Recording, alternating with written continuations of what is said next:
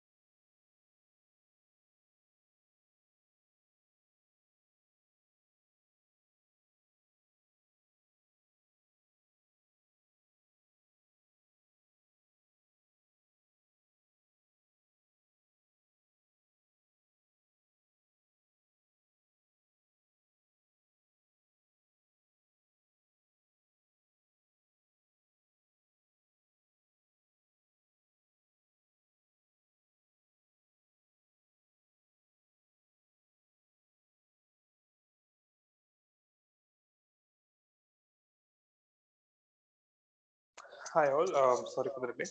Let's get started. Um, so I think all of you here have already attended at least one of these weekly live sessions before. If there's anybody who has not attended any session before, then please let me know. I'll give you the standard introduction. Uh, if not, okay, Nilin, have you been here before or is it first time?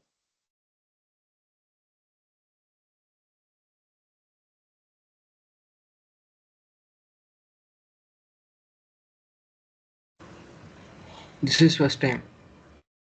Okay, sure. Okay. Right. So which means I'll repeat the usual statements I give before every weekly interaction. So so you were a part of this course, but this is the first weekly session you're attending, right? So basically, Yes. the main course the main thing that happens as a part of the NPTEL course that you've taken are the lectures that you're supposed to see in the NPTEL page, the main page by Professor Matthews. And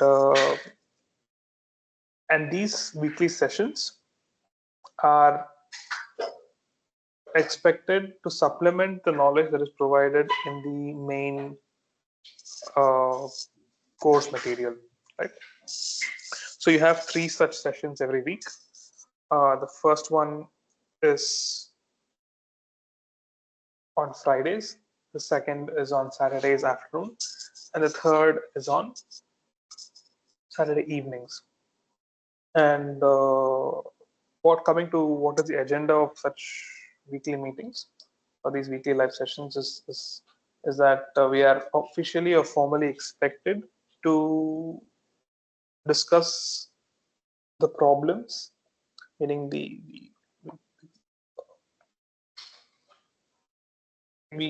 answer questions related to what was taught in that particular week. Okay. And I think, yeah, that's pretty much the introduction to what these sessions are. Well, the general agenda is that we have to solve problems, which we'll do every week. But along with that, what I've heard from the other participants is that you need they would like to have some kind of hands-on exercises or demonstrations, which is something that I'll do as an extra.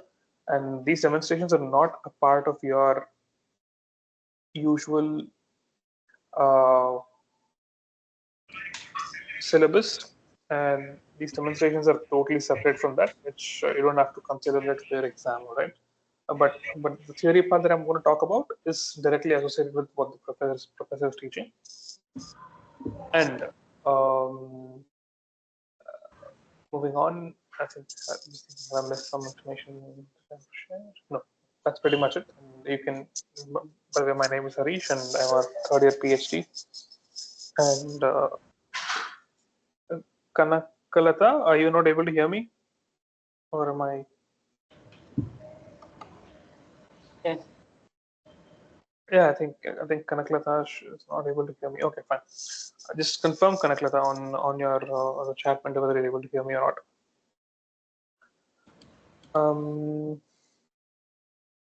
Yeah, right. So yeah, okay. These I think are the points that I wanted to share. And yeah, I'm a third year PhD student, and I'm also a PMRF student. And as a PMRF, I'm expected to share my knowledge every week, 2 hours with almost with participants, or any other colleges or any other educational institutions. So I choose to do it in PMRF, and tomorrow the 2 sessions that are going to be taken will also be taken by PMRFs. And secondly, you are free to skip these sessions. These are not mandatory sessions. And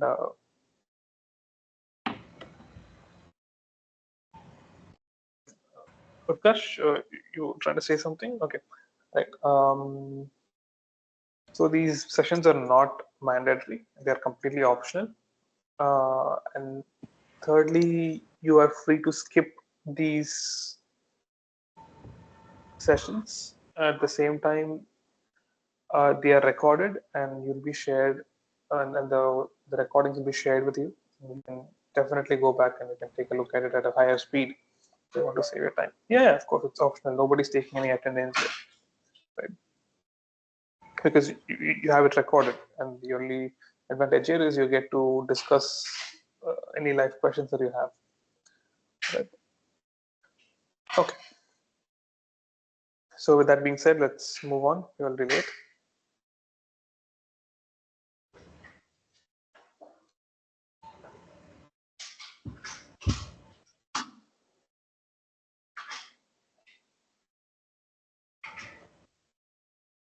Second. So if you've gone through this week's videos, it's about cybersecurity policy. Right? So we'll discuss a little bit about what was taught in the previous week, and then we'll directly jump into answering some questions. And then let's see if we have some time. We'll probably look at some hands-on exercises or demonstrations regarding cybersecurity. Okay.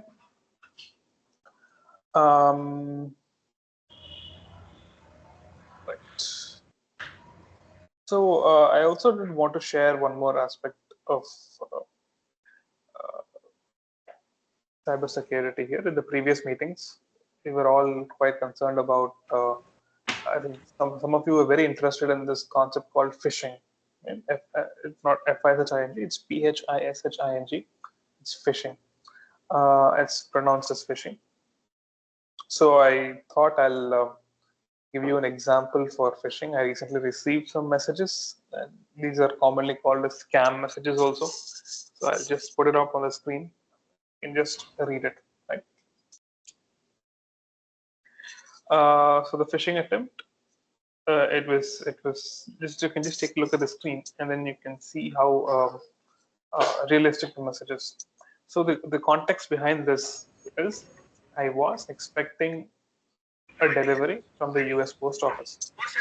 I was expecting. There are three main pillars of cybersecurity that we deal with since the inception of computers, and they're known as the confidentiality, integrity, and availability triad, also known as CIA, not to be confused with the American Intelligence Agency.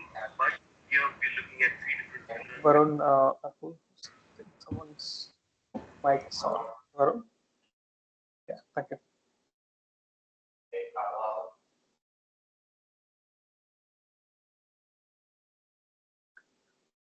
So, yeah, going back again, this is just an addendum to what was taught in the previous classes and what was discussed in the previous classes. So, so again, I was expecting a delivery of my debit card from a newly opened bank account, right? I just opened it here. And then right after 2 days of expecting the delivery, I'm getting this message. So just read through the message. It says we've paused the delivery of your package because the address provided is incomplete. To ensure your package reaches you, please update your address via the link below. So this is the link, right? And some of you are asking, how do you identify these messages? They are scams, right? How do you not know? Because in this case, and of course, we'll arrange for a delivery within 24 hours after the update. Take care and enjoy the rest of the day. And it's from the USPS. So it looks very authentic, except for the link. And nowadays the links are also sometimes shortened, so you cannot really find out exactly from the link whether it's phishing or not. And look at the timing of this message. I'm expecting a delivery and I'm expecting a post, and then this comes 2 days after. So without thinking, we usually tend to click on this link. Let's see what happens when you click on the link. Okay. And by the way, this is on the mobile. This was not on WhatsApp. This is on the mobile as a normal message.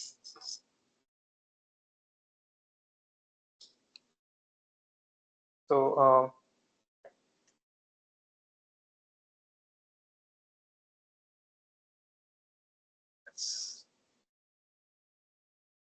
if you click on the link, you basically are copying this link and then you're putting it on the browser, right? And now what comes up is something like this. This is happening because you are opening it on the Windows, on a browser. But if you are on your phone, so if you are on your phone, I'm just emulating a phone here. What do you get? Let's see. See, it works when you are looking at it from the point of view of the phone. So you see this place, doesn't it look very, very authentic? It does. In fact, I clicked on continue as well. I did not realize that this was spam when I saw the message. I clicked on continue. See, your package number is blah, blah, blah. This looks very authentic. And usually we don't tend to verify this because we go to the actual site, USPS site, and try to track this number. Let's see. Um,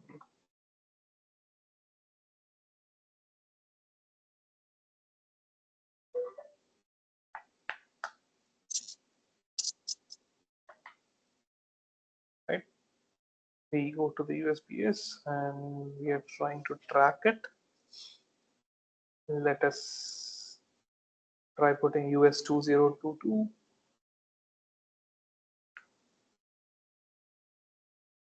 Three 3677.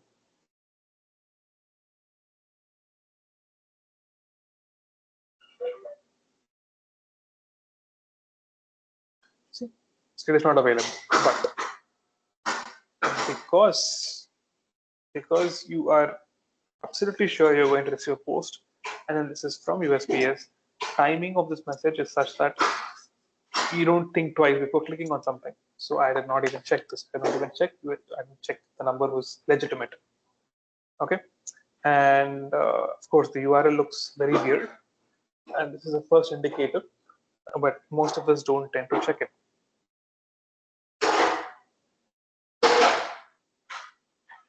Oh yeah, Sriharan. Yeah, sorry, I didn't see a message. So it's the links are too much apt, meaning you're trying to say that it's difficult to differentiate, right? It's not easy.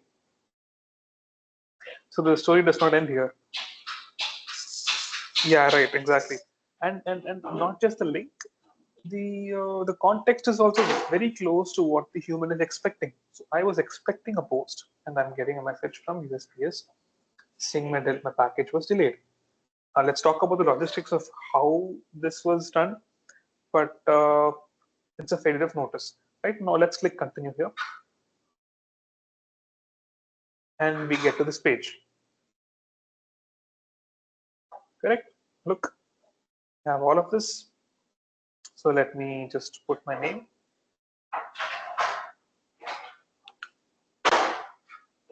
And this is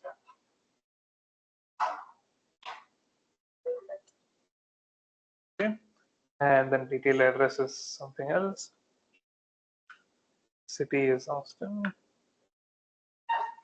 I'm just putting some values. Texas.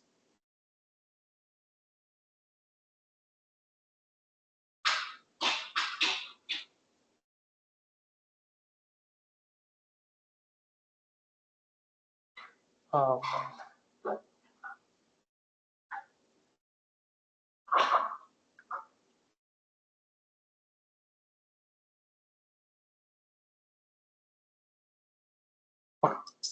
so I'm just putting some values here. Yeah, I'm coming to that one. I'm coming to that. So till the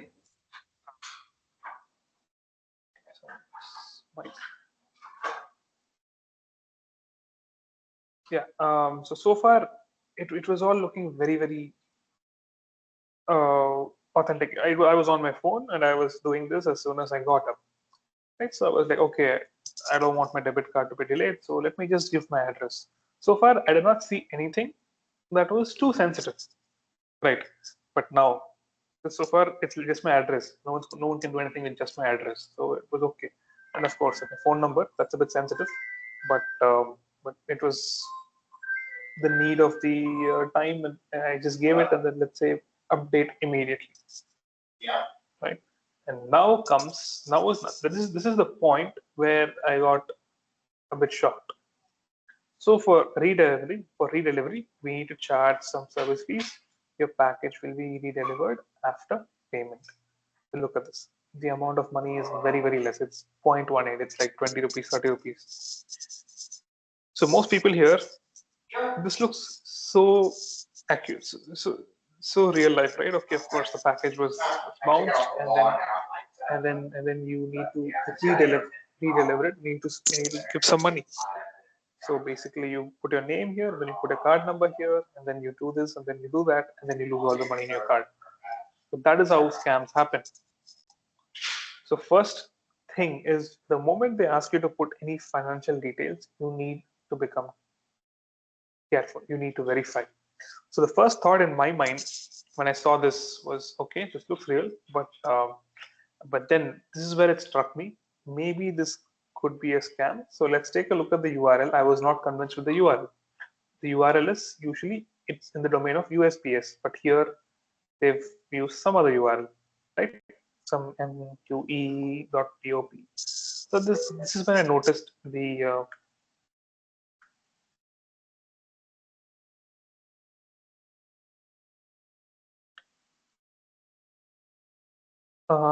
yes, Sharon, you're trying to say something, right? You're saying that by seeing that in spite of not being delivered, the card was asking to fill in that link. Yeah, hi, Nike. I can't understand what you're saying. So, in spite of not being delivered, the card was asking to fill. No. So basically, it's like if you want it to be delivered, you need to pay this much of money, right? And this looks real also. So this is basically redelivery. So what the previous page said was we could not deliver it to you because your address was incomplete. So I gave my address, my complete address, and then now it's asking me for redelivery. And for redelivery, you need to pay a very small amount of money. That's it. So that's the story here. The story is a beautifully built up story which can fool pretty much anybody. So the first step, as someone was asking, how do you identify it as scam? Is the moment you are asked to enter any financial detail, you need to be that's when it needs to start an interrupt in your mind, right? Yeah, right, of course. But in the heat of the moment, when you click on it, the moment you see a message like this, right, from the US Postal Department, so you feel, oh my God, okay, this is you're expecting it, right? So of course, this link was a dead giveaway. But if you are busy with a lot of things, if you're doing a lot of things, you can't think twice. You can't spend a lot of time for verifying it each and every time. So the context is fitting. If you're expecting a package and the context is fitting, then you just tend to click on it, right? So that's the problem here. Exactly. That's what I was trying to say. Not the emotional state; it's the context of the time. And plus, you want to save time, so like fast, because if you're settling in a new place, you need to get your bank account set up. So many things that are happening, right? But there are many questions to be asked in this scenario. So, right. So at this point, I did not go ahead and I did not give any details. Then I thought, okay, let me verify, let me call some people, let me see. But then, of course, at this point, I knew it was a dead giveaway. Um, the link was not correct. And then one small search, right? And then if we just copy this, put it on Google, see this? You have these scams that keep happening. When, excuse me, sir. Yeah, please, Vivek. Sir, when the exams will be held? I'm not exactly sure when the exams are held. I think you have to ask this question to the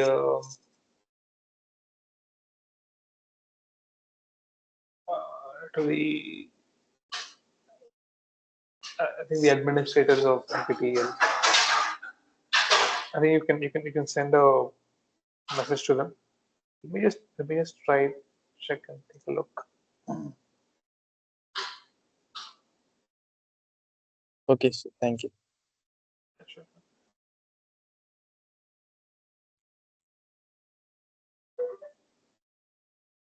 So the topics that not just it's confusing.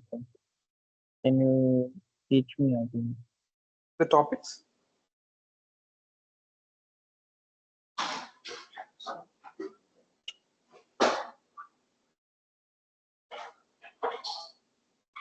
Oh, 1 second. Okay.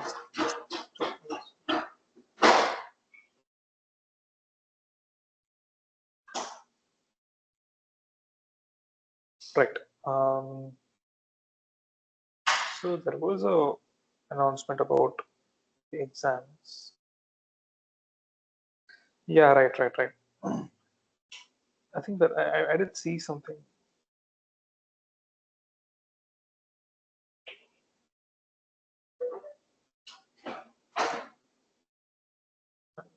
Okay, I did see an announcement about it. Just give me a moment.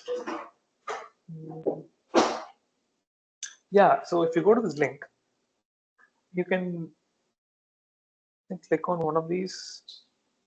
November 3rd. Okay, good. Fine.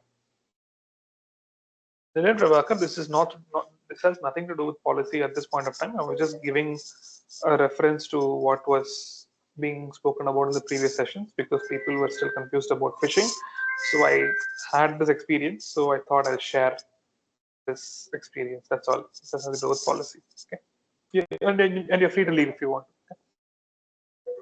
Um, what are the things we need to learn? Okay, when it comes to things to learn in the exams, just go through the questions that we share with you, and you can also pay the highest amount of attention to the main videos that are taught in the class. But not my class, not this extra sessions. Maybe I think the main week's classes, the week's courses. Okay. All right.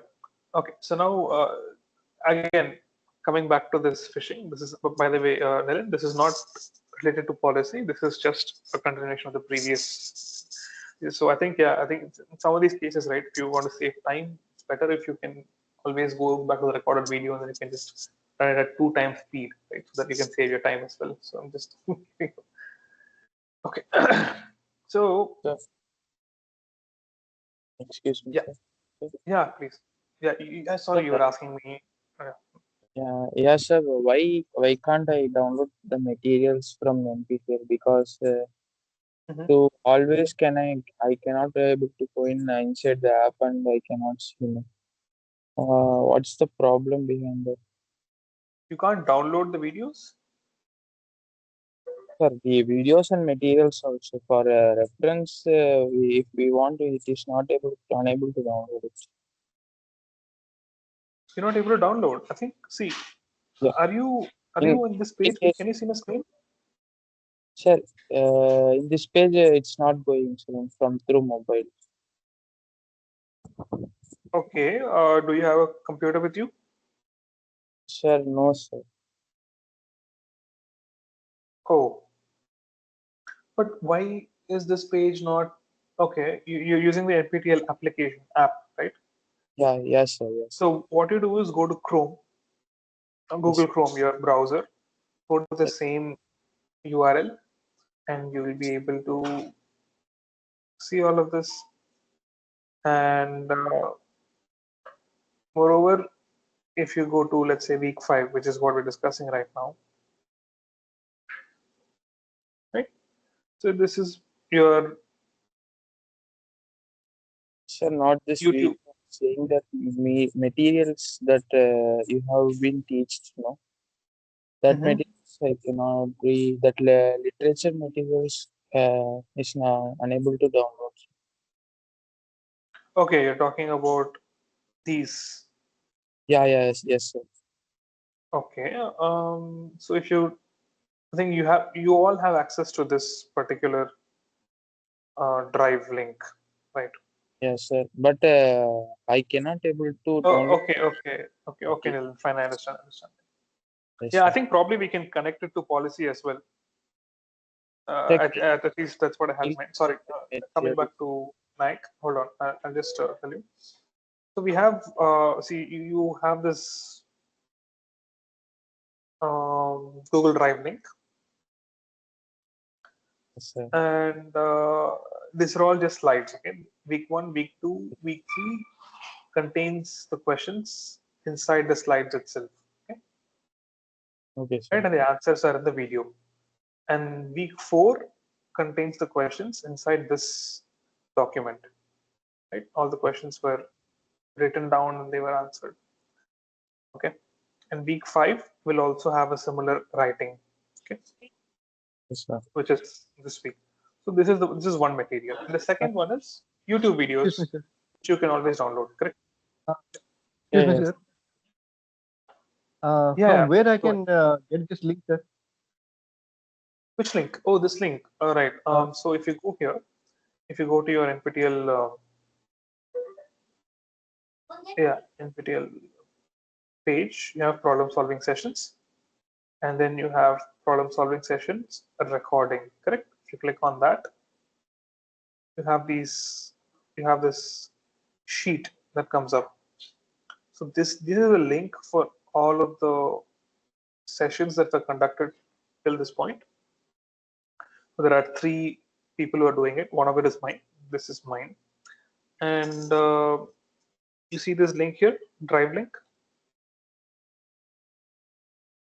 yes, sir.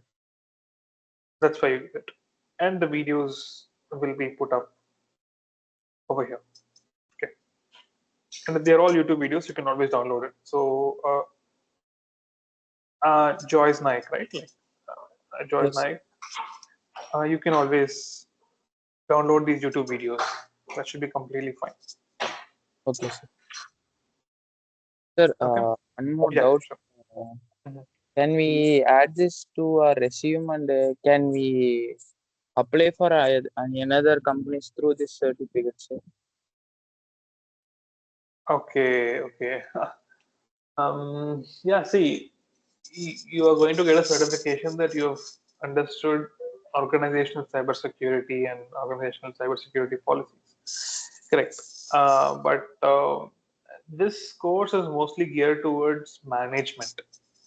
So I doubt if anybody is going to be interested in hiring a fresher for a management position in cybersecurity, especially. So this course is more like an add-on to your to a management, someone who's in a management position who wants to shift the cyber operations in the company. So what you are expecting is something like penetration testing and hacking, which contains practical methodologies to uh, to to pen test or penetration test organizations. So there, those skills is what is required for a fresher who wants to enter into the field. So probably, in my opinion, this adds value at the higher layers of cybersecurity management and not at the initial entry point. Okay. Sir, if we make projects, any chances getting jobs, sir?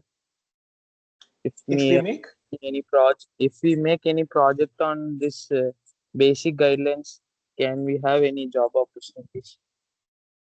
okay, so you're saying that this basic guidelines, one second, I'm sorry, yeah.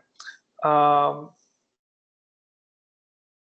wait, you want to make a project on these policies, cybersecurity policies, this course you're saying? Yes, sir. Okay. Um, what kind of project do you have in mind, or are you still just a thought in your mind?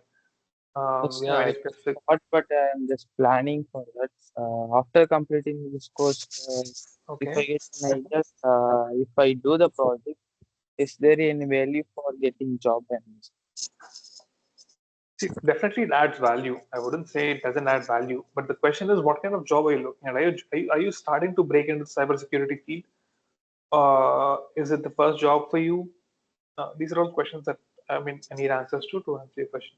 So are you already employed and are you planning to shift to a cybersecurity role? Is that the case? No, sir, I'm just a student of first year BBA. Oh, okay. Understood. Yes. See, the certification definitely lets the employer know that okay, you know organizational cybersecurity, but what about skills? What about hard skills? Sir, if they give chance on, how we can do our skills, without giving chance, how can we do our skills? See, you need to take the right kind of course for that. So that's what I'm coming to say again. So this course is more theoretical. It's very theoretical. So I doubt if any organization will give you a job based on knowing theory of what cybersecurity is, what organization cybersecurity is, unless and until you're exceptional and they want to take you directly for a management position. So you understand cybersecurity. It is it has a lot of echelons, right? So as Adel Ali is saying, it's more about that you have to start from the bottom to get into a managerial position. Nobody is going to put you there. And what you are asking for, Nayak, is something that uh, okay. Okay, thanks for the answer. 25% of marks. Good. Okay, sure. Thanks. So, Sir, one thing, my cousin brother, he went through this.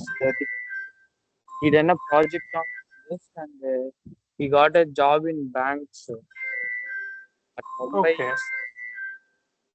Some What government was his role in the bank? uh, as a cyber security manager. You mean that was his first job, or was it? Did he just shift from? Sir, he completed MBA and side by side he Mhm. done cyber security through this course. Mm. And he done a project. He done a small project. I don't know what's the name, but he said Mm. that through this I went. I get an opportunity in a Mm. cybersecurity bank in banks. Okay, and you realize that that was a managerial position, right? Yeah, yes. And you realize that he did his MBA. Are you doing your MBA right now? Sir, no, sir. I'm doing my first year BBA. Doing my UG. Okay, okay, you're in your BBA. Okay, fine. I think if you're in the managerial side, if you're doing your BBA or any such administrative courses, then I think yes, definitely it's going to add value. So I'm speaking from the perspective of engineering. That's what I was trying to say. So I think from your perspective, yes, definitely it's going to add value to your resume because then if BBA or MBA is your base degree, then I think you will be considered for managerial positions. It's okay, sir. But can I have any? If I do any projects, can you just guide me sir, to Okay, I related think to? when you say project, right? So Yes. see, again, I'm from the engineering background, so I don't know exactly what kind of projects are done in the BBA or MBA side of things. So I think it'll most probably I think your cousin can help you out here more than me. Um, but definitely, if you can tell me what project you're doing, then probably I can voice my opinion on it. Probably about what. Sir, Uh, can you just mail me your mail ID through? If I completed after that, can I have any idea? I will just share it. okay, Okay. you can just check out my website, or I think where should I go?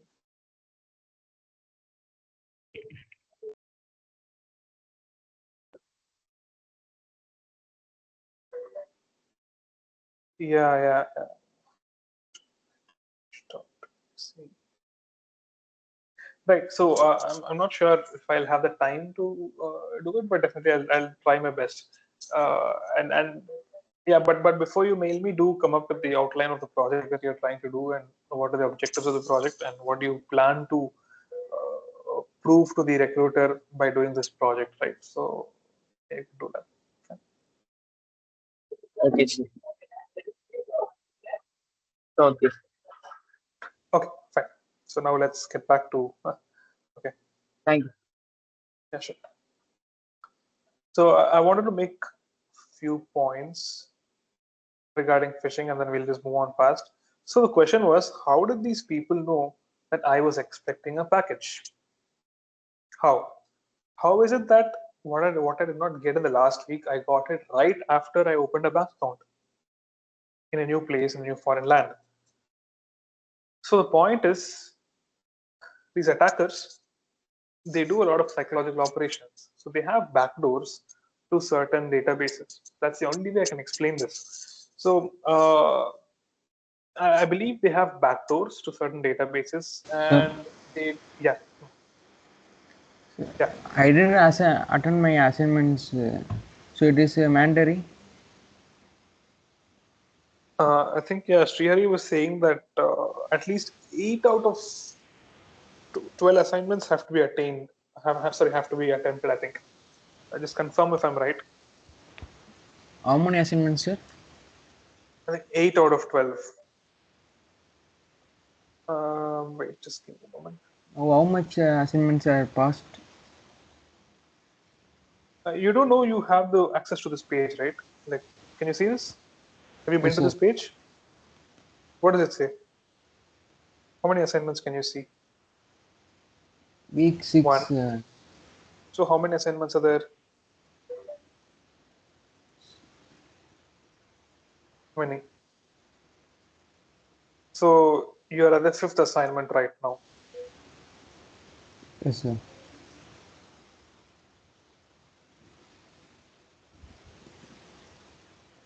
So you still have a chance, is what I feel.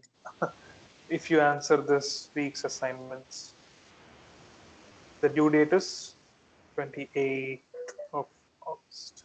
Okay. So yeah, I think if you start answering from this week's assignment, then things should be good. Okay, sir. Yeah, okay, okay, Ajay, I understand. Okay, let's get back to our task. Yeah, I think logistically, you guys can talk to the NPTEL help. You can always send these messages to them because I don't know much about these administrative aspects. So yeah, coming back to the phishing attempt, right? So basically, they have access to some backdoors to actual databases, which even the postal department doesn't know about, because how else can you explain them sending me this message exactly at the same time when I'm expecting a post from the same organization, right? And secondly, such context driven phishing attacks, this is a slight spear phishing, I think. So it's very easy to fool anybody, to make them click on the link and then make them do all of this, right? So I almost, yeah, please come in, yeah, please come in. So it's very easy for them to just, where was it?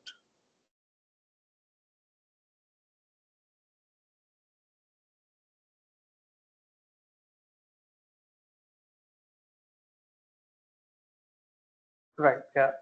It's very easy for someone to give you the right context and then make you click on it and do it. In fact, some people would have even gone ahead and given the number, card number, as seen in the Reddit post that I was searching for. So again, lessons from this: look at the URL. Second, try and copy and paste that particular text onto the onto a search engine, and then see if people have already faced such issues. Probably they would have. Uh, and then see, you get to find it. So again, be very careful out there. And I think there was someone who was talking about their WhatsApp hacking as well. I don't know, I think it was Ajay or someone. Still haven't spoken about it. Okay, fine. So now let's finally get to what it is that we were supposed to do this week.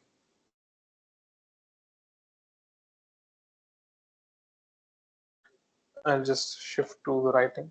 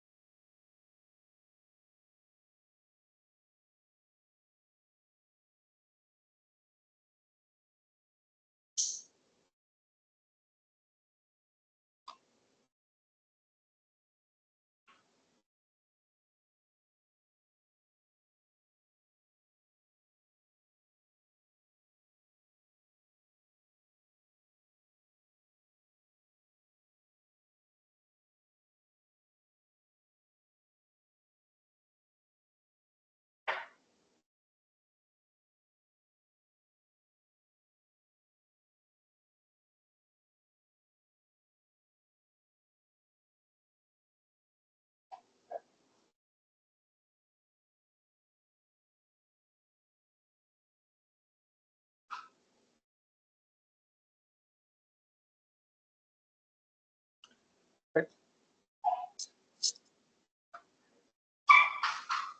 I'm gonna come back later and place this. I'm waiting for one right now. Okay, sure. Fine. Everything else is good. I think this should work. Okay. Turn it on. Okay. You just pull out a tray with the switch back there, turn it on. There's the rod. Okay. That's everything. Thank you. Thank you very much. So you'll come back at what point of time? Sure. Should I be here for you when you come back? No, you don't have to. Okay. Cool. Thank you. All right. So I'm good. Sorry for that. Right. So this speaks about policies, and I'll just give a short recap of what happened this week when it comes to policies. So what is a policy? So we've had policies that have pretty much shaped the way cybersecurity or any uh, standards were propagated in an organization, right? So we have India's certain policy landmarks. So some of the first slides that.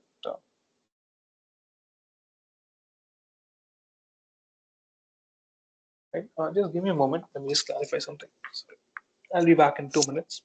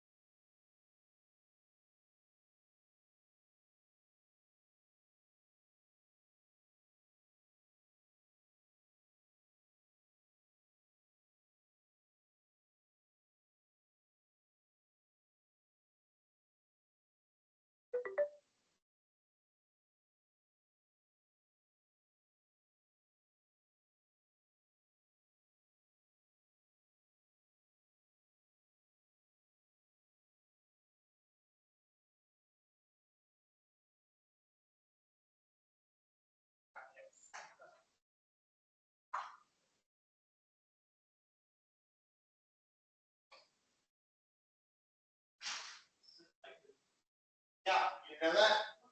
Yeah, right here. And then you gotta connect to. Yeah. Oh, yeah, okay. Yeah, there you go. So.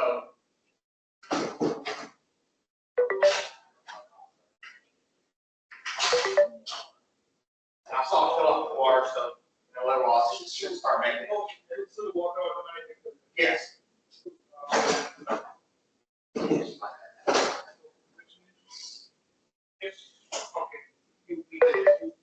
Yeah, and then you crush down water, and then this is the light, which, to me, where you don't like it. I didn't. Yeah. I'll worry about it. Okay. All right. Sure. No, no, you're good. Yeah. All right.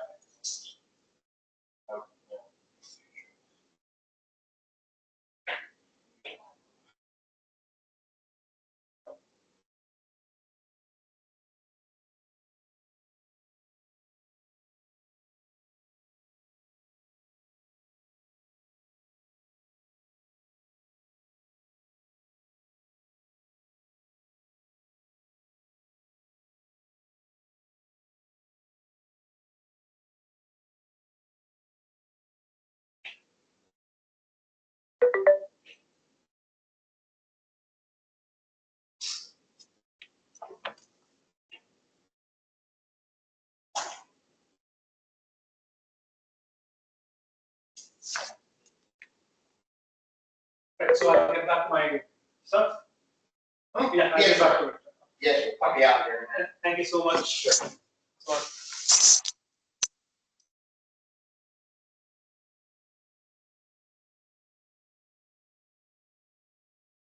The screen is too small. Hello. Yeah, sorry. So I'll just run through what was taught in the past week, and then we'll move towards. Someone was saying something. The screen is too small or something like that. Yes, sir. Okay, the screen is too small. Can you see? Can you see now? Yes, sir. It's came to know. Okay, fine. So policies have been instrumented from time to time. Some policies have brought about certain revolutions in our history. I think some of them were computer policies, which I think brought computers to our country, to India, right? And that's pretty much why we are a IT powerhouse, although on the service side, but still. So policy influences progress, right? So policy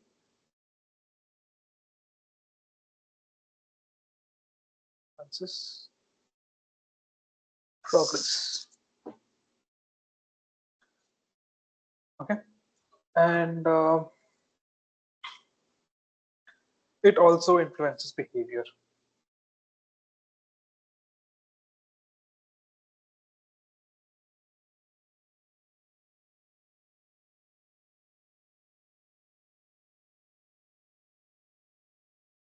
So in a way, policies are key and fundamental to drive the direction in which a country or an organization wants to travel in or wants to go in. To change the policy, it's going to change the behavior of the people inside the organization or the country, and it's going to change the demands and the priorities of the people inside the organization, right? So I think if you watch the video, you'll understand to in a lot of ways. And so in the context of cybersecurity or information security, so policy is the essential foundation of an effective information security program.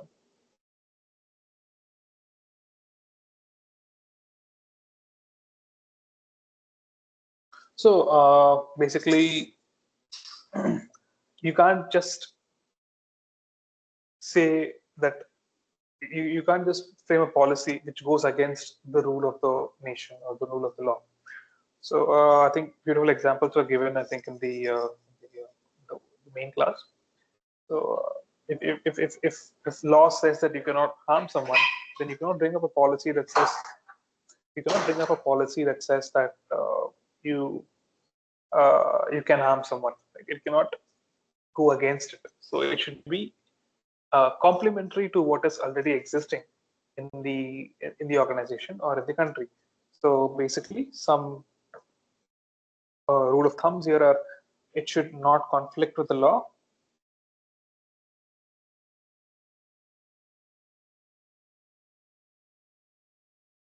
It should stand up in court.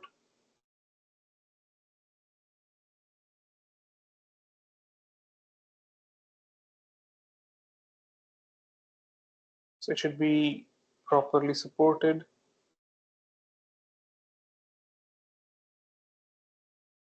This again, I'm writing all of this from the slides, but these are the main points. This is why I'm rewriting it. Supported and administered.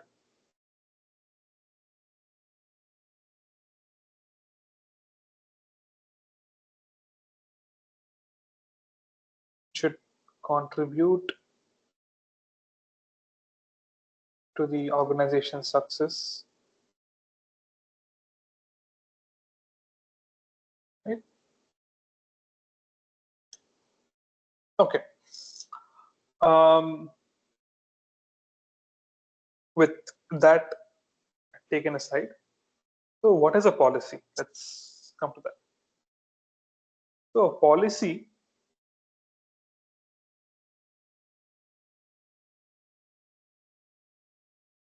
it is a plan or course of an action that influences and determines the decisions of an organization.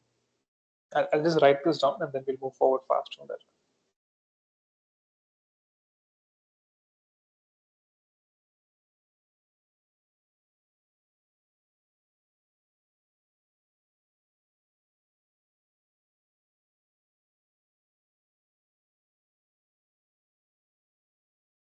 That influences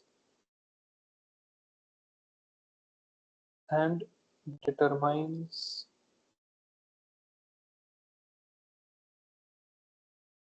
decisions of an organization or a country, let's say. I think that in a way you can call a country also as an organization. It's an organization of people, it's a nation. Um, and then standards. So what's the difference here? So these are detailed statements of what must be done to comply with policy practices. Okay. And finally, the last, I think the third last definition for today, procedures and guidelines.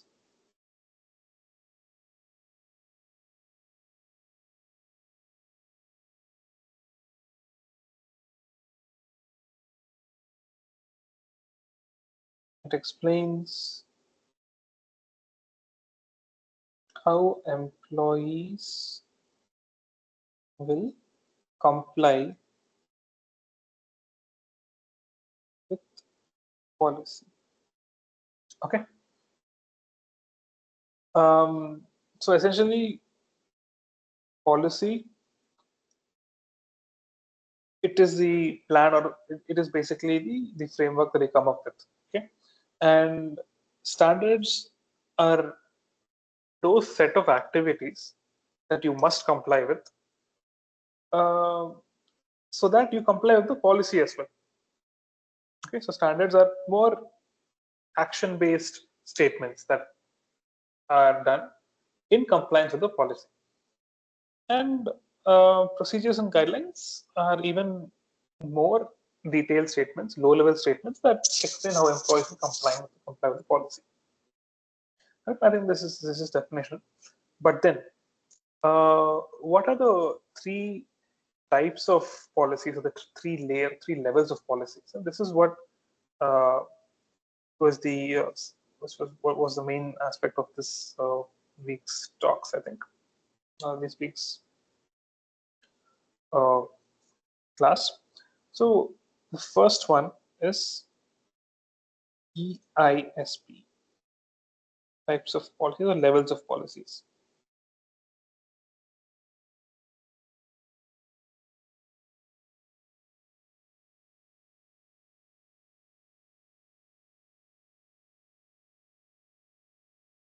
EISP. So what is EISP?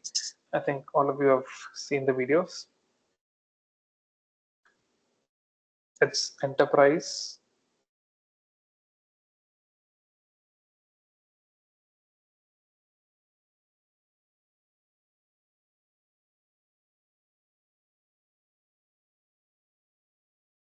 information security program policy. Okay? And the second is ISSP, which is issue specific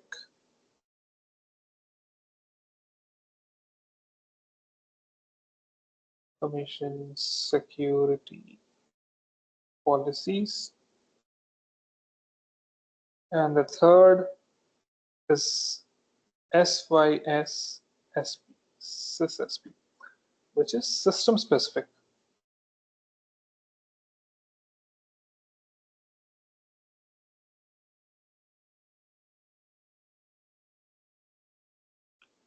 Information security policies.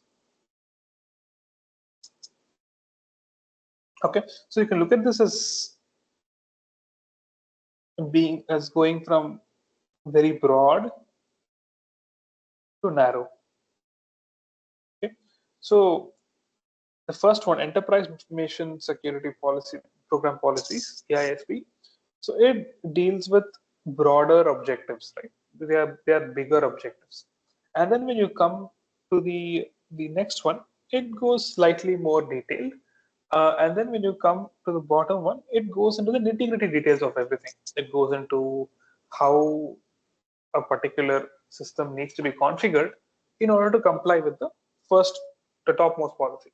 So you can look at it like that, and it's the difference is explained with an example also in the videos. So when it comes to emails, it's more about the fact that it says this, the top level says yes, emails are allowed, okay? And the second level says uh,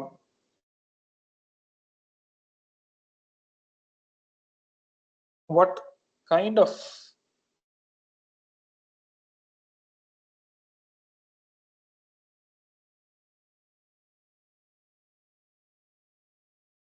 email systems are allowed.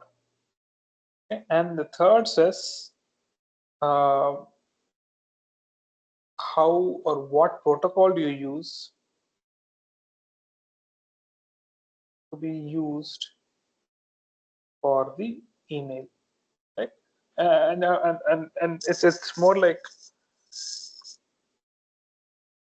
if you when I say protocol, I think I'm going a bit into the computer science aspect of it. It's more about whether you're using POP3 or IMAP or all of these protocols to run the email. So essentially, this is more about the low level details, and this is more about the high level details. But all these three should be in alignment with each other. So, and the bottom ones should support the top ones, right? So, if you have these basic definitions of it all, and that has been discussed in the class. Uh, ISSP, I don't think we need to go into all of that right now. So I think it's time we can go into the questions, and we can answer the theory as and when we go into the questions. Okay. So of course, and this week you also had access control lists as a part of SYSP. You have ACLs, correct? Access control lists,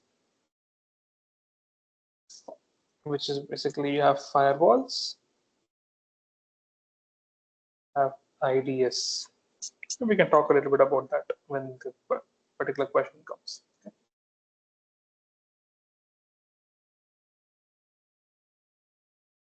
So time for question and answers. Let's go.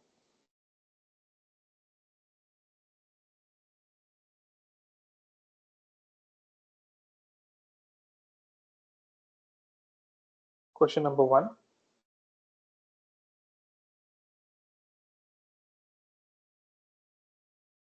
What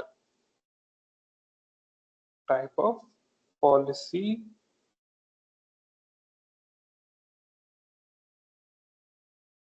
address specific areas of technology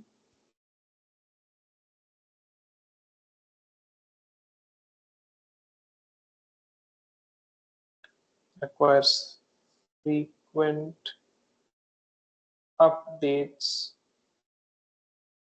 and contains a statement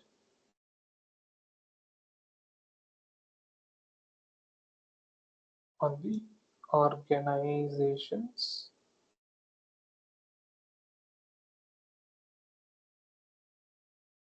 position on a specific issue, right? Is it EISP, is it ISSP, or is it SYSP? I think there's a dead giveaway in this question. So because they're talking about the organization's position on a specific issue, I think it is going to be very easy. So the answer is ISS. Yeah, right. So this is a dead giveaway basically, but otherwise that's good. Now, second question.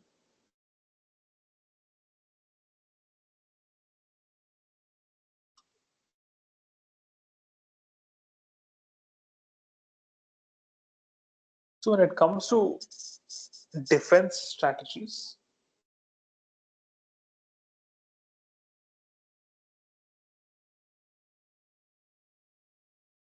right?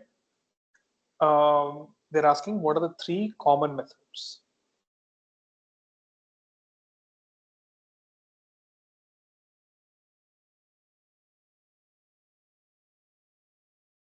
So the first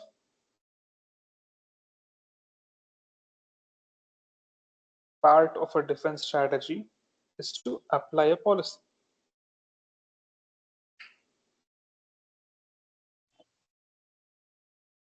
Okay. And the second part is education and training of the employees or the individuals of the organization.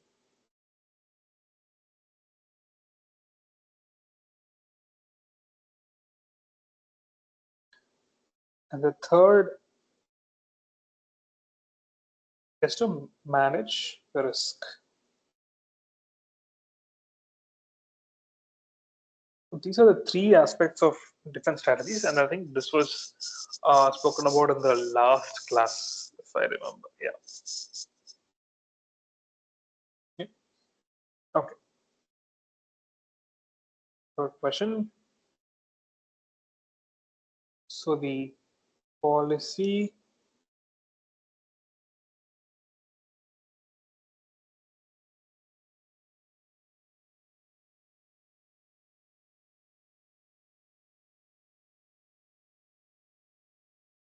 administrator is responsible for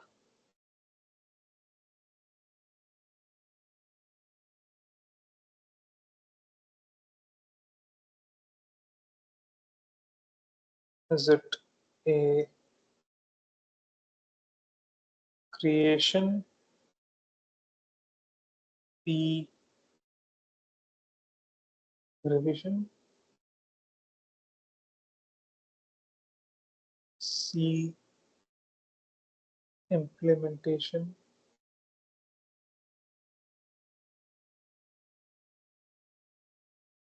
D distribution, or E storage of policy in an organization.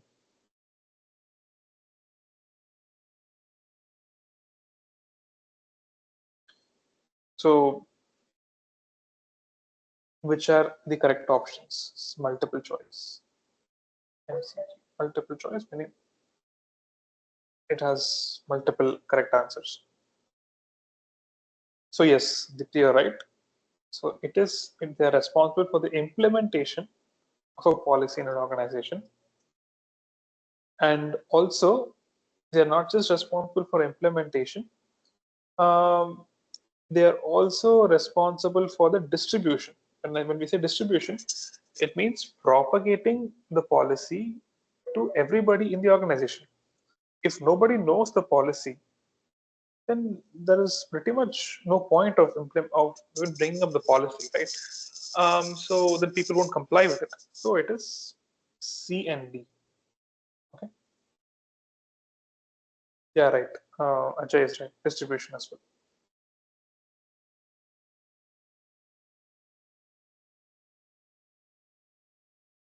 So now, fourth question. Which type of policy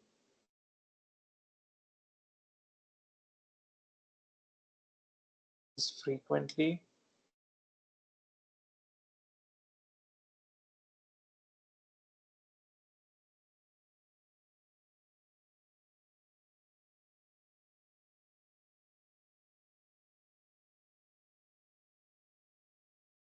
written as standards and procedures to be used in configuring or maintaining systems? Okay. Is it EISP? Is it SYSP? Or is it ISSP?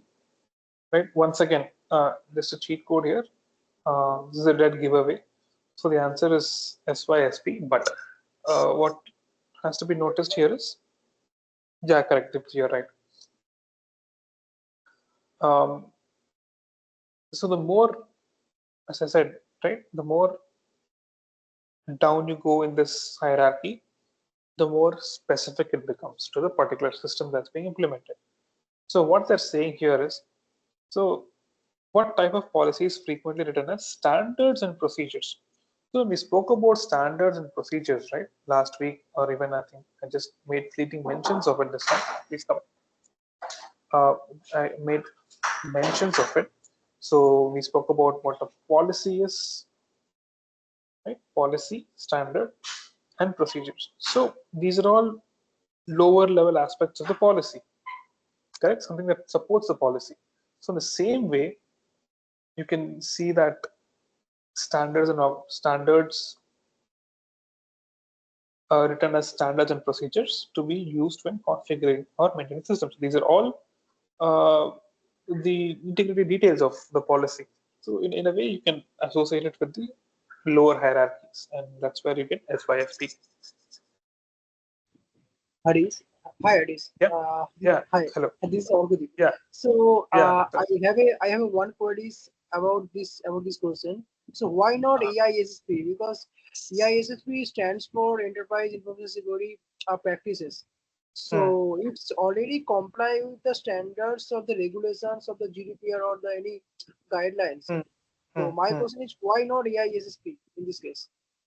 Because See, EISSP also follow the all the standards and guidelines which is comply with the organization standards.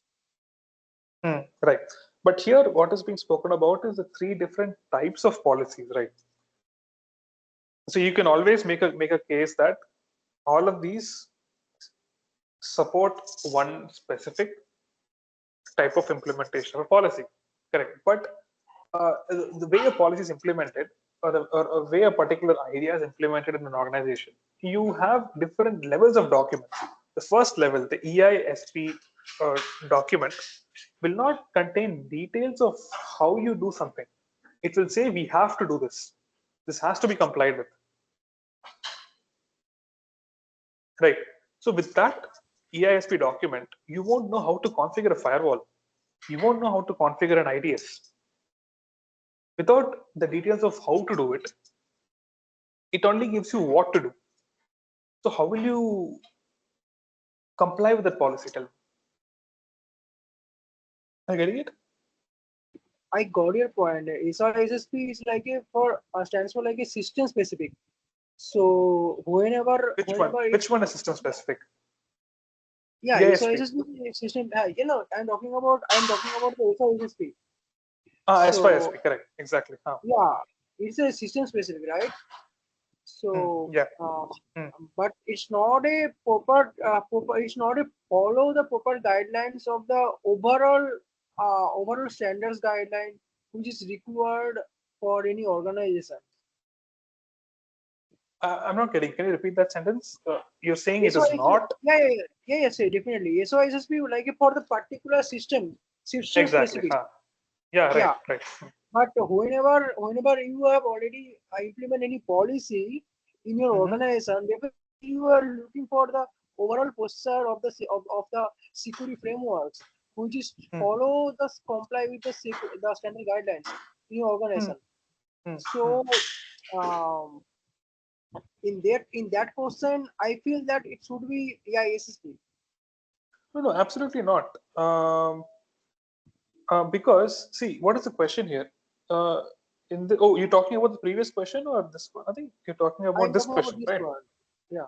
Yeah, see, it's clearly written. So, what type of policy is frequently written as standards and procedures to be used when configuring or maintaining systems? So, it's clearly written that when you want to configure a system, which document will you refer to? EISP or SYSP? Okay. I understand. It's for You got it? specific system, right? Yeah, exactly. Yeah. So, when you Okay. want to configure something at the low level, you won't go and look at the higher level policy and then wonder how to configure it. You'll look for the lower level details of it, right? Yeah, So definitely. that's why the answer is SYSP. Yeah, thanks for Yeah, sure, clarification. sure. Okay. And then now the next question is, oh yeah, it is keywords frequently changing, configuring broad objectives and ISSP. Yes, thanks, Jay. And if anybody has anything else to add to this, right? Anybody from the management background, you feel free to unmute your mic and speak because the last class was quite interactive, and I think a lot of experts from the industry were speaking on a lot of their experience because as a manager or being in a management position. Please feel free to add your thoughts and ideas if you have any that can help other people in the class. So, question number 5 is okay. I think this is a very easy question. So,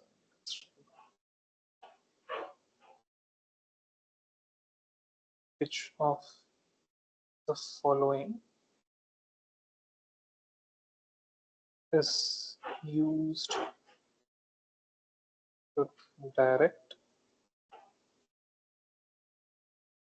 how issues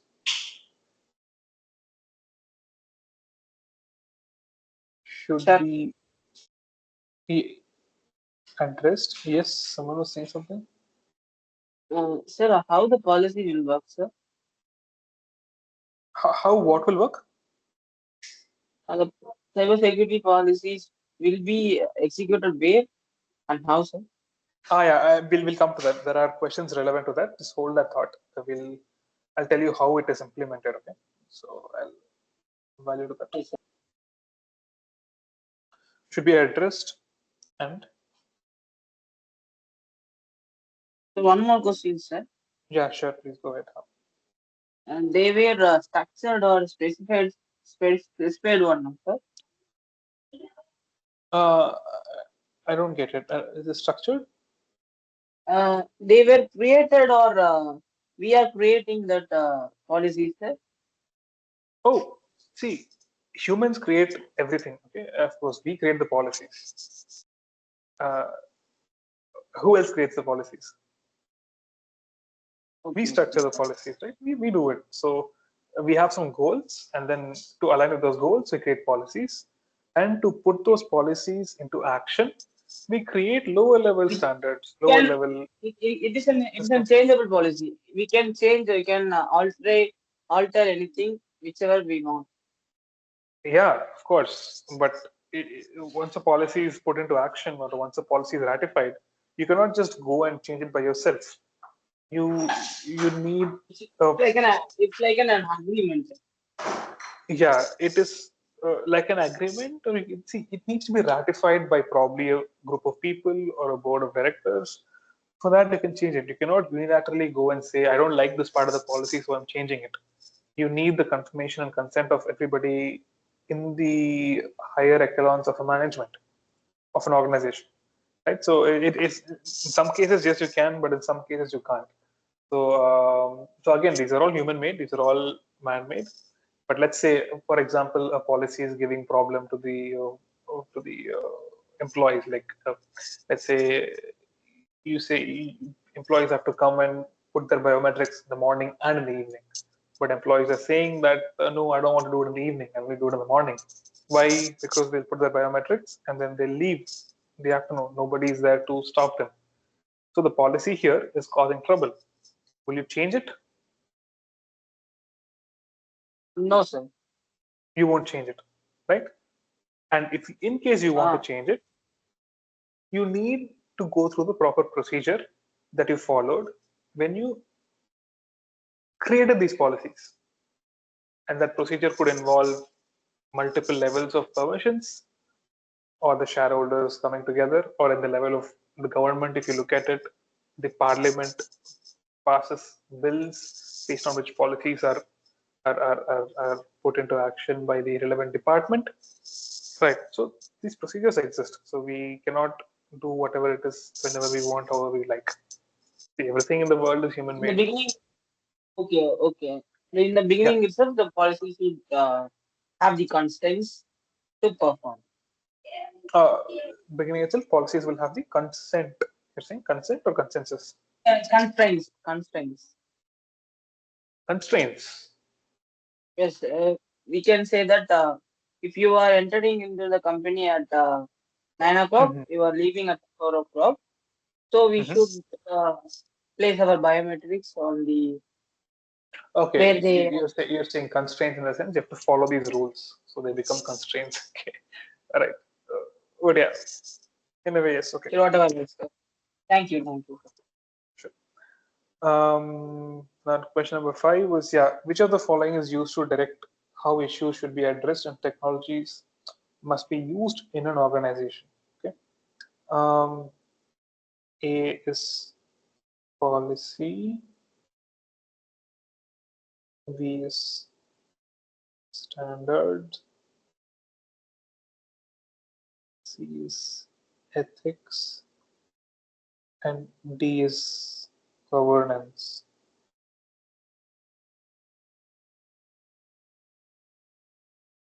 Okay. And so, which of the following is used to direct how issues should be addressed and technology must be used in an organization? Policies Mhm. ये policies Yeah, exactly. Good. Who was talking? It's Dipti. Or who was talking here? Couldn't see who was talking. Okay. Thank you. It's A. It's policy. Right? Because they don't go into the specifics of it. They direct. So the key is they direct how things are to be addressed. Right? Okay. Sixth question is the boundary. This is where we come to the question that I think Ajay asked, or I don't know who asked the question about how these are done, how these are implemented, right? Who asked the question? Can you just Srihari asked the question, I guess. Yeah, Srihari asked the question. So Yes, sir. the boundary in the network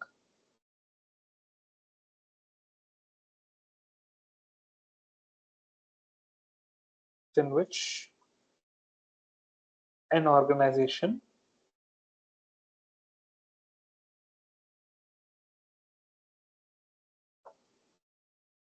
an organization attempts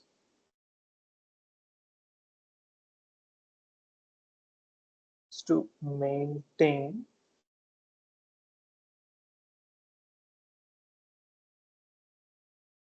security controls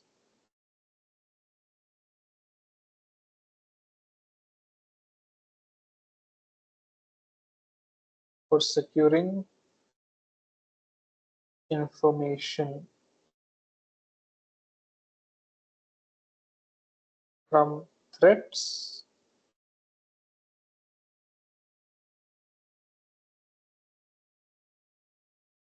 from untrusted network areas is called security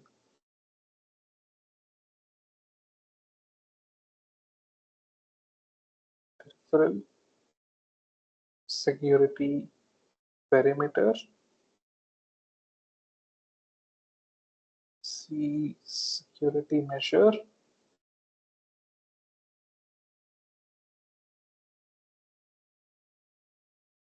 D security principle. Right? Let me read the question. So the boundary in a network. Now we are coming slightly into the cyber terms. So this is a network, correct? There is a boundary for the network. So let's say your organization is IIT Hyderabad. So this organization has a boundary where all of its computers are inside a particular network. So this network has a particular name or a number or something in the way in which it is identified. Okay, right. So the answer is security perimeter. So this is the standard term that is used, right? So the boundary in the network. The key word here is boundary. Boundary means the outer walls, right? And the boundary in the network within which an organization attempts to maintain security controls for security information of, for from threats from untrusted network areas. So basically, if an organization wants to implement some security policies, correct? Will they implement it for the whole internet? The internet is outside here, let's say. No, they will do it for a closed boundary or a closed area, like an organization, like what I think Deepthi just said. Right, exactly. So, what is the perimeter? Perimeter is this circumference, I think. Yeah, yes, the circumference of this circle, or basically it's the length of this. So, this is it's a common security term. The answer is security perimeter. Right? So, the perimeter defines the boundaries. That's what makes sense, right? This is what you need to look at. Not anything beyond it. So this is the perimeter. Beyond this, I'm not going to go. Okay. So by the way, this is in the context of you implementing some policies to protect against cyber attacks, right? Inside this area. So your policies work here. Work here. Okay. So why not security peripheral? Peripheral is located in periphery. I think we'll have to. Yeah, you're right. So periphery is the edge. It is the edge of thing. But yeah, so the question thing you have to ask the people who define these terms. But let's see what is the exact meaning.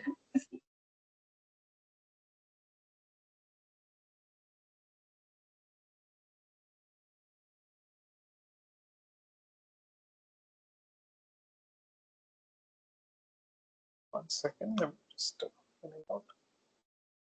So peripheral, general meaning of peripheral is periphery. If you look at periphery, so it is the outer limits. So they're all synonyms. If you say, I think we'll have to ask the people who coined the terms now. So in a way, I think I'm just taken Okay, I think this gives you the answer. I'm just pasting it on chat.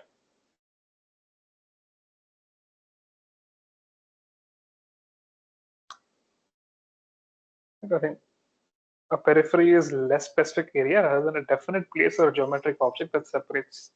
Perimeter means the actual boundary line. It's a border, a delimiting line with a definite location that separates two or more areas. So that's pretty much it. Comes to the definition of it, and that's why the people who coined this term chose periphery instead of peripheral. Okay,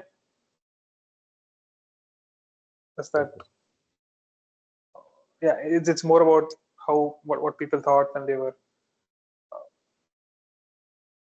creating it. So of course, perimeter, periphery, these are all synonyms in the English dictionary, but synonyms also have certain differences in their nomenclature, right? So I think perimeter is a more apt word, and that's why they used it. Um,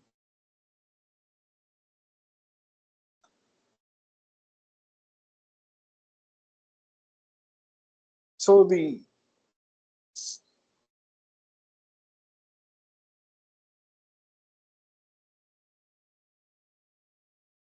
now I think the next question talks about access control lists.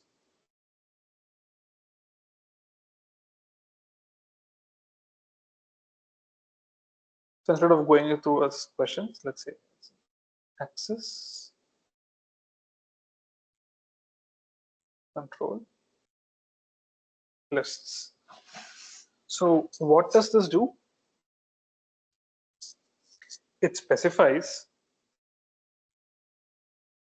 first who can use the system, okay? And second,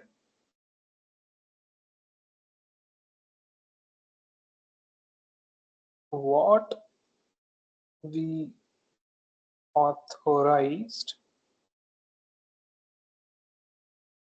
users, and third, when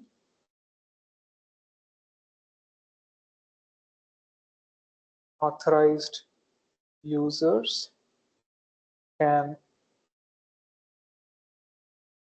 access the system, and fourth one, where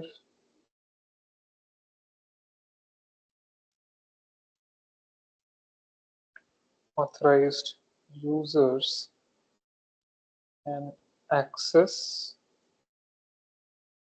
the system from. Okay, so this is basically what an access control list does. So access control list has many representations. So as of now, I'm speaking to you about ACLs. These are also called ACLs.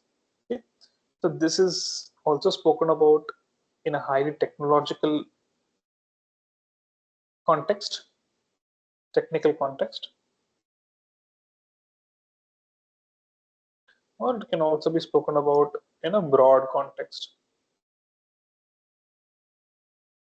Let's first look at the broad context, and then let's go into the technical aspect, which basically tells you how these are implemented on a computer system or on a network. So the broad context is who can use the system, correct? So if there are A, B, C. Sir, I have Yeah, please, sir, I have some queries. please go ahead. Yeah. Sir, is this session helpful for solving the assignment?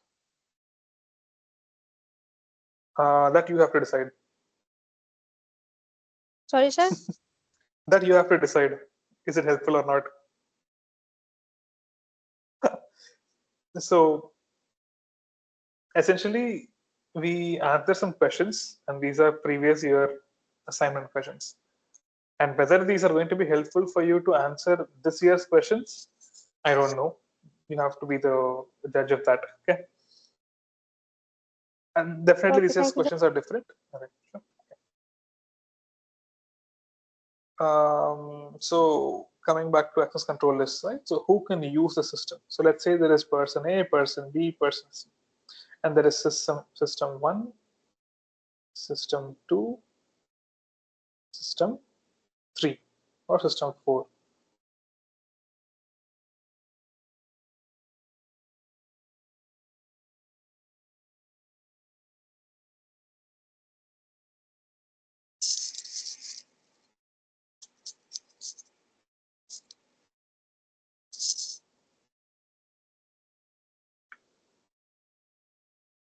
So who can use the system?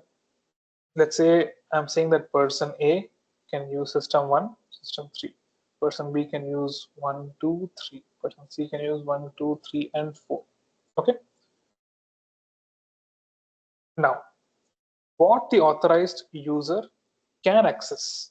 So now if you go into what A can access in terms of system 1, in system 1, let's say there are two components, uh, part A and B, or let's say part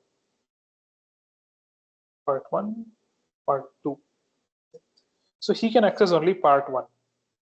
B can access only part 2, and C can access part 1 and 2. So essentially, who can use? Yes, we know A can access system 1 and system 3, B 1, 2, and 3, and see all of it.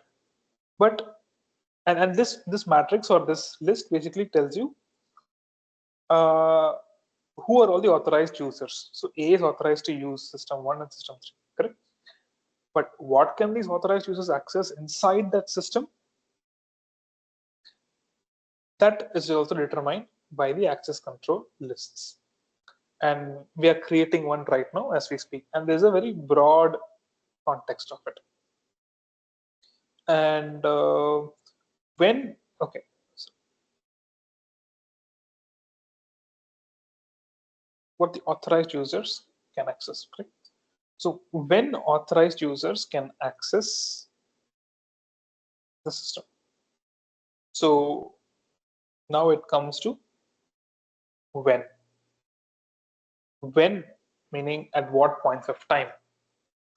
Maybe A can access it in the mornings from 12 to 1, and B can access this only from evening 3 to 4. So this is an even more fine-grained uh, list which specifies, even though you're authorized, you can only use it between a particular time, A and B.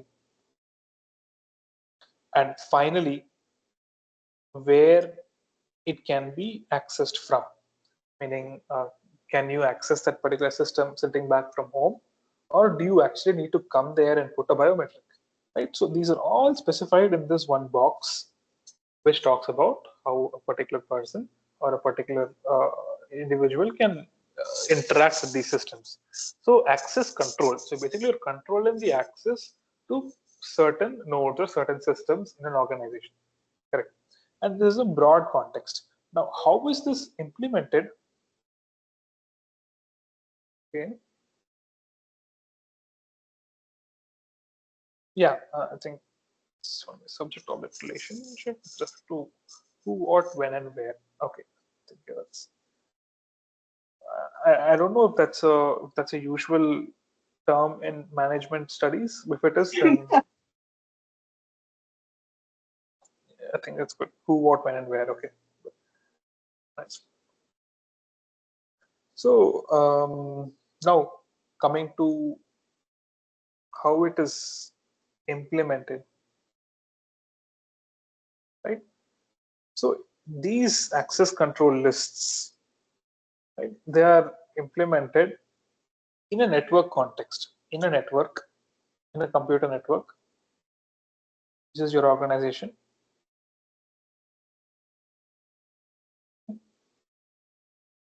You have, and this is the internet, and you are somewhere over here.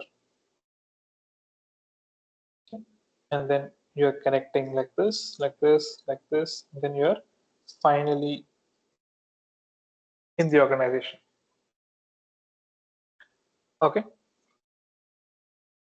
Now, this router that is at the periphery or the perimeter, you can say, right? The perimeter of the organization implements these ACLs or the access control lists. But how do they do it? So when we talk in the network context or in the cyber context, these access control lists are inscribed as part of something called a firewall.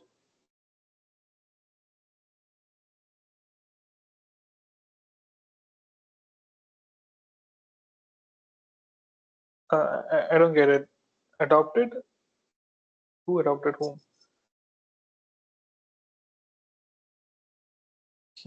Okay. Yeah, you can explain while I continue. Okay, so firewalls. So these firewalls are configured through access control. Sorry. Access, ACLs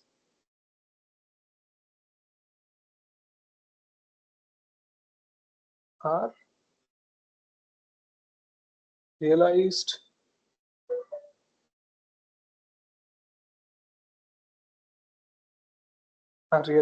through firewalls.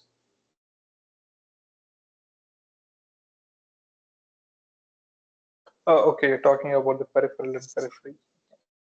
Right. Okay.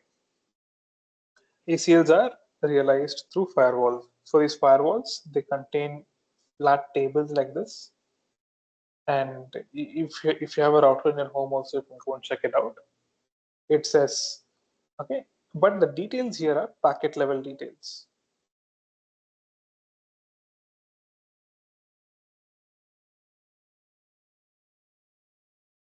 So the details here are packet level details in the sense that you have all the information on the internet going as small packets like this. So every time a packet hits this router or this firewall, what do I do with it? So there is a list of rules: rule 1, rule 2, rule 3. So the packet is compared, the packet header values, they are compared with all of these rules. And if they comply with all of these rules, sometimes the packet is sent through, which means the packet is sent inside. And if it does not comply with even one of these rules, sometimes the packet is not sent through. So in this sense, there are two ways to do this. One is blacklist rules, and the other is whitelist rules.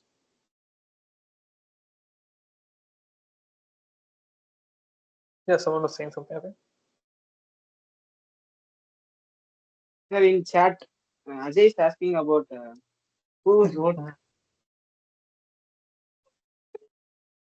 Who wrote?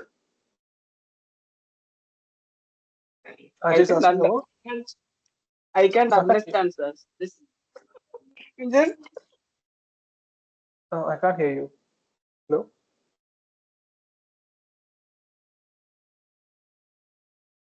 Okay, so just blacklist rules.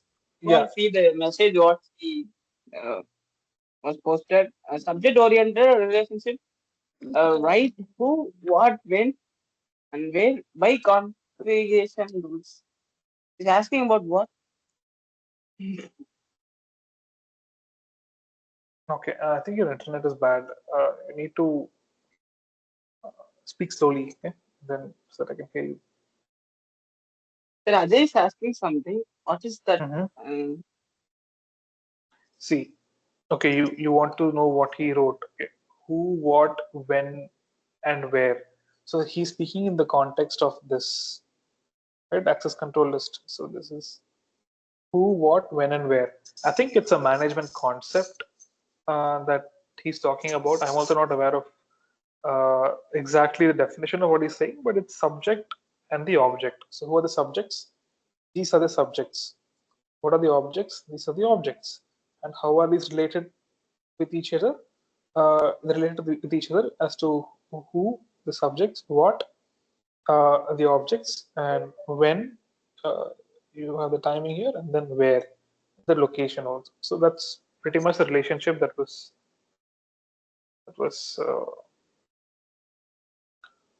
specified. Yeah. So now blacklist and whitelist rules, right? So we have some of these firewall rules, and blacklist rules means if the packet is coming in and if it is compared with any of these rules, correct, and if the rule matches with even any one of these, then it is not let through, which means it is blacklisted. Which means you're having a list of things. If a packet matches with any of these rules, then you are not going to send that packet through. You're going to throw it away. And whitelist rules means if it matches with any or all of these rules, then you're going to send it through. It's the opposite of blacklist. This is the way in which some of these policies are uh, implemented in the cyber world. Now, in the next class, we'll look a little bit deeper into how firewalls are configured and how they're managed, and what are the kind of operations in a firewall. So there are 3 different types of matches. There is exact match,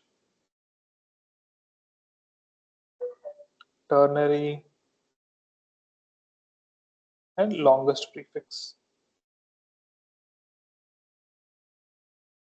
Right, and I think that's the end for today. You can ask me any questions if you have. Otherwise, we can conclude today's session.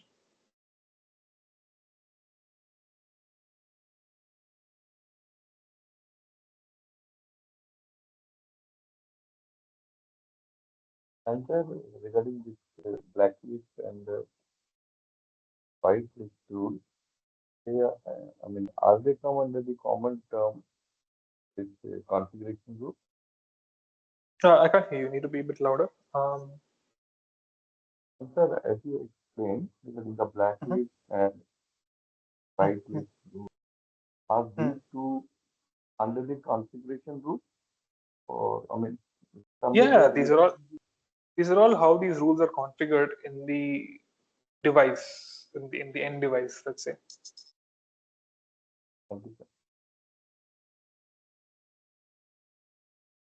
Right. I will look at the details of it at a later point of time. So essentially, these policies, they are converted into these rules or ACLs, which are then implemented in a firewall using rules. Right. So policies to ACLs to rules. Can you explain, Kanaklata, what you mean by blacklist without knowing internal rules?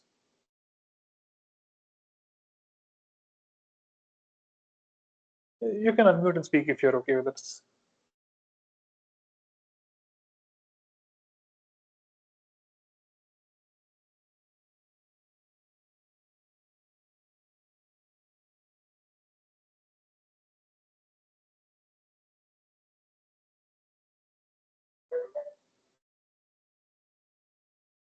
So when you mean by internal rules, I don't understand what you mean by that.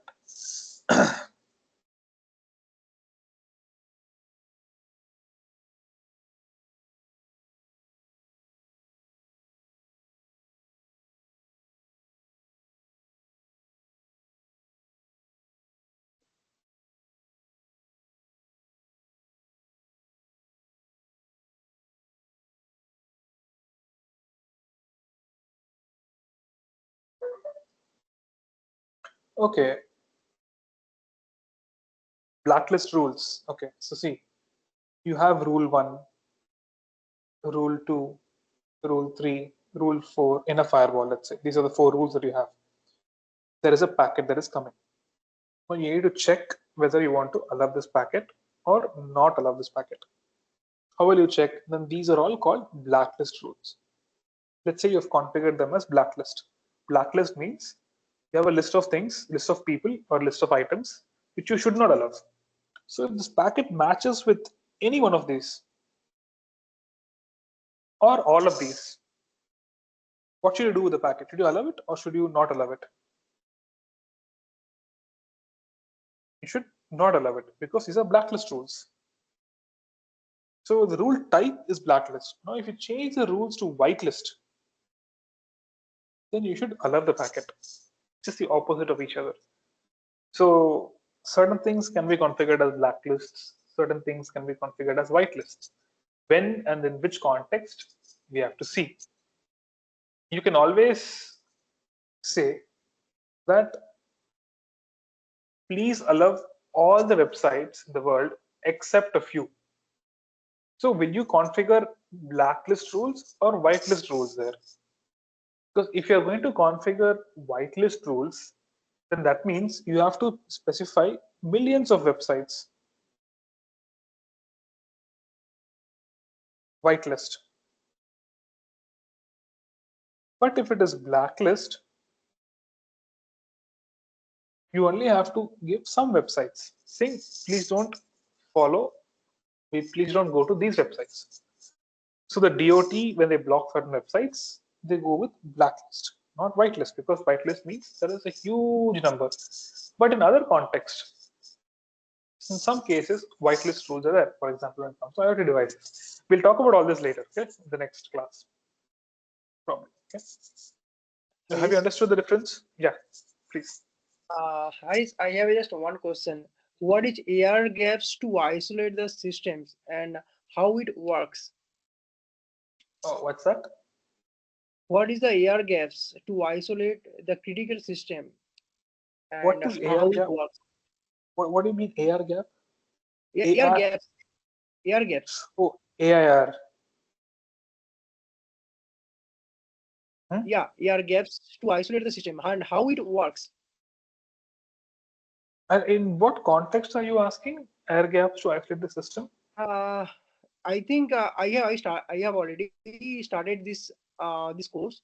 So on that time I have already listened that air gaps. So I did not just I need to understand about that what the Is basics it understanding is about the it, air gap. is it from this week's videos or?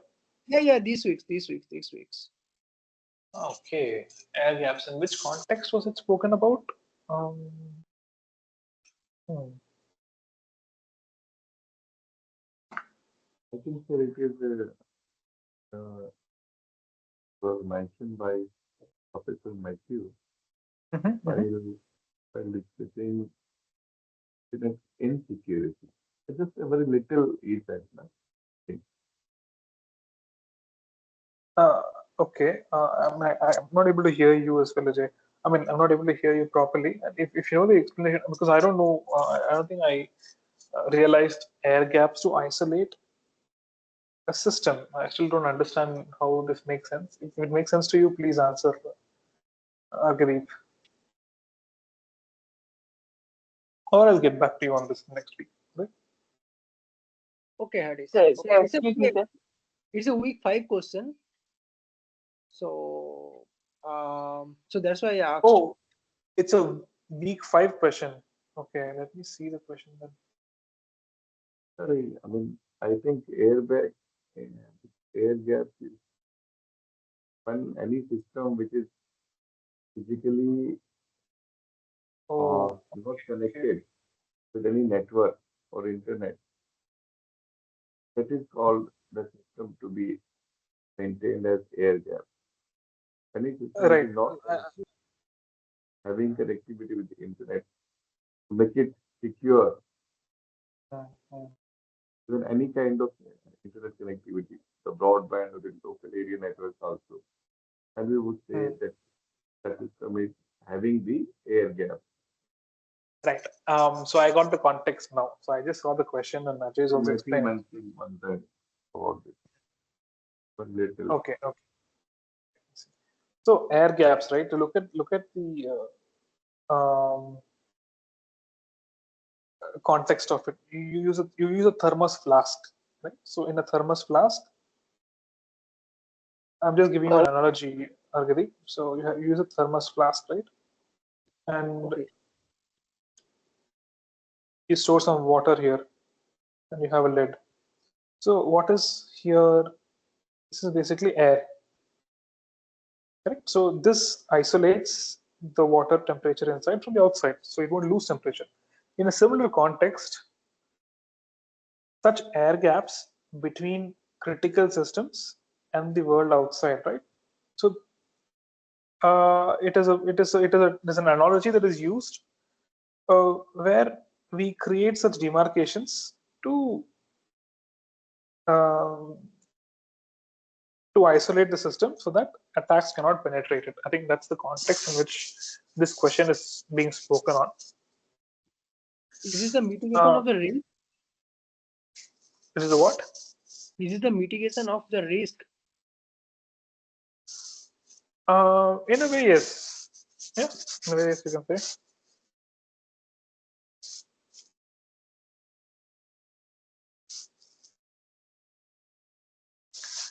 Yeah, you can say that in a way.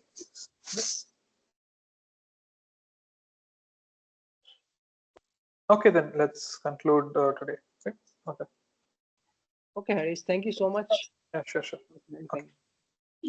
Sir, I have a question, sir. Yeah, please. Sir, if you are in a company, we are if you are having a company, we are going to create an workspace for an employees and having an too many computers up to 100 computers.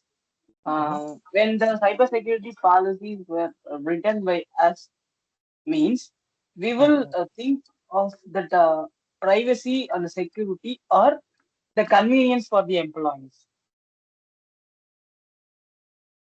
There should be a fine balance between both.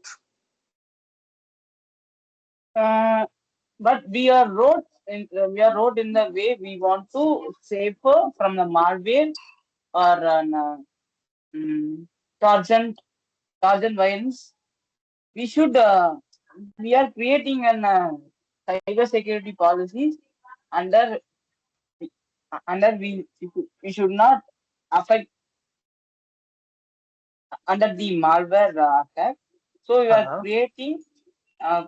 creating that cyber security under Uh-huh. a security policy under the convenient to the management, but not considering the employees means it will causes and chaos. It won't cause chaos. See, okay, in order to enter a particular premises, if you make someone use a biometric, okay, it is easy for them.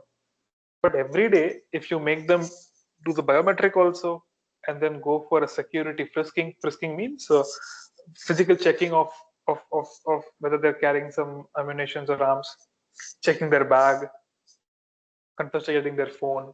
These are all security measures. You take away all of this, security is enhanced to a huge level. But this completely inconveniences the people inside the organization, right? So, Okay, we should always consider about the convenience and not about to be always, bad. not always. See, that's what I'm saying. There should be a fine balance. You should not Okay, say their convenience comes first and then completely relax on the policies. okay, Policies should have a slight bias towards the security because security is more important, of course. But at the same time, we should not inconvenience people to an extent where they are unhappy and they won't work efficiently in the organization. For example, not providing internet. Taking away internet access in an organization is a good way to not allow any information to leak. But will the employees be able to work properly?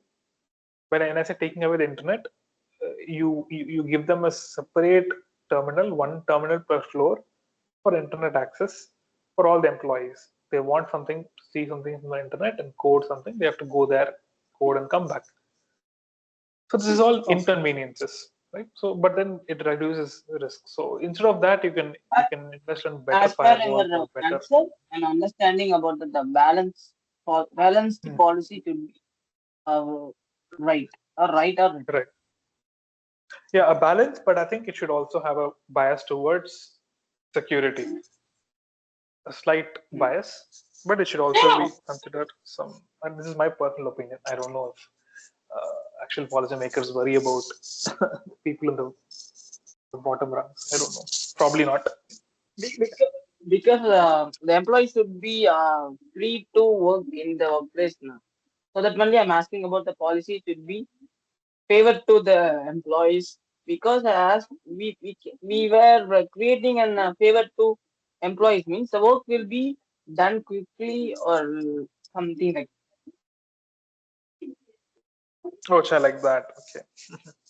Don't worry. Nobody does that kind of work anymore. Employees, very few employees work with that. Another question, sir. Last question and last question. If you are studying, I'm an BE Computer Science Engineering third year student in Mhm, Coimbatore. mhm, If I completed the course, I had gotten an employee in a starting in initial step. After that, I will get that position called software engineer or manager, like that, as per the CGPA, like that. So, if we are studying that cyber security course, what is the benefit I will get if I become a software engineer in any company? Will you say that? Um, you want to become a if you become a software engineer in a company, okay. Next. Yes, sir. No, sir. I'm saying that Mm-hmm. if I studied in that computer science engineering group, I Mm-hmm. think I graduated. Finally, I got an employee initial get, and next to that, I will get an any means any sectors. If I choose an software engineering, Mm-hmm. I will get in one post. Mm-hmm. That is not in it. In that, if I get in a software engineer role, what is the Mm-hmm. necessary or what is the benefits of that cyber security I have learned in this NPTEL course? Oh. See, this is probably going to not really see when you say software engineer, if you're a developer, right? Some Yes, technical yes. concepts will help you, like access control lists, firewall rules. But if you're a pure developer, this course is not going to matter much to you. But if you're going to a managerial position, then definitely this course will benefit you. And I think from your perspective, when you say cybersecurity and privacy, I think it's you'll find more use cases when you take courses that talk about penetration testing. And like I think there is a course for penetration testing as well in NPTEL. You can take a look at that. That will probably help you more in understanding systems and securities. Okay, okay, sir. Right. Again, it's never bad to learn about these aspects. You'll never know when it helps you. Uh, Because what if if you you have knowledge in this cyber security or in the privacy, we can assist that the people who are working uh, under me. If I am a manager, hmm, hmm, you are you saying that, yes, sir. um if you go into a managerial position Yes, and sir. if you're at a place where you're making policies, if you have a say in making policies, then this course will come and help you. Okay. Right? If there is an absence of that role which have the creating the policy, I can do that policies to what they were asking or what they were expecting. If the absence of that policy maker, I can interrupt and I can do that the policies if I'm have a knowledge. I That is the actually could not follow along, Srihari. Um, so can you repeat it? you can't understand. Okay, okay. I'm saying that Yeah. the policy Mhm. maker will be it's a role called a policy maker, whatever. I think CISO, cyber Mhm. security. I think CISO, officer will do that policy. In case of absence, if I know that what the policy making, I can do that work. I'm asking about it.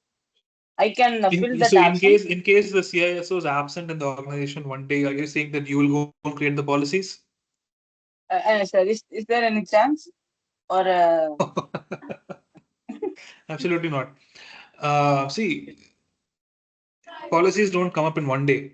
You'll probably have a say in it. You'll probably be able to influence it. The final say on it will be taken by the upper management, right? If you why I'm asking means you said me that if employee is having that procedure to change any policies, uh, policies means he want to follow the procedure and the policy should be changed. That time the absence of role can replace me. I'm asking that it can replace me or it cannot be or the absent person should be present like this. I was thinking.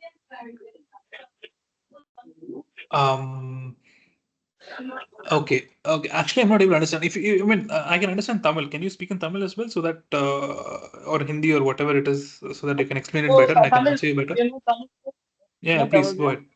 Go ahead. Yeah. இப்போ வந்துட்டு அந்த அந்த ரோலுக்கான ஆள் வந்துட்டு absent ஆயிட்டாங்க. But அந்த employee வந்துட்டு அந்த பாலிசி வந்து இந்த பாலிசி எனக்கு பிடிக்கல, ஸோ வந்து சேஞ்ச் சொன்னதுக்காக அவங்க வந்து ஒரு ப்ரொசீஜரை வந்து அவங்க ஃபாலோ பண்ணி அந்த சேஞ்ச் பண்றதுக்கான ஒரு ப்ரொசீஜரை ஃபாலோ பண்ணி அவங்க அந்த பாலிசி சேஞ்ச் பண்றதுக்காக போறாங்க. பட் அந்த ரோல்ல இருக்கிற வேண்டியவங்க வந்து ஆப்சென்ட்டா இருக்கிறாங்க. மீன்ஸ் அந்த இடத்துல இல்ல மீன்ஸ் அந்த பர்டிகுலர் பர்சன் தான் வந்து அதை பண்ணணுமா, இல்லைன்னா இந்த இதை பத்தி தெரிஞ்சவங்க அந்த நாலேஜ் இருக்கிறவங்க பண்ணலாமா? See, As a there are substitute. so basically, I'll just explain what his question is to everybody in English. So what he's saying is, in an organization, on one fine day, let's say, employees somehow protest and they change a policy, right? And then they change a policy in the absence of someone of the CISO there. Am I right, Ajay? Sorry, am I right, Sherry? Yes, sir, yes, sir. Correct. So Go ahead. in that scenario, um, can you intervene? Is the Yes, question, right? So see, you're yes. talking about very specific scenarios, and I don't see these scenarios happening in in any real life organizations.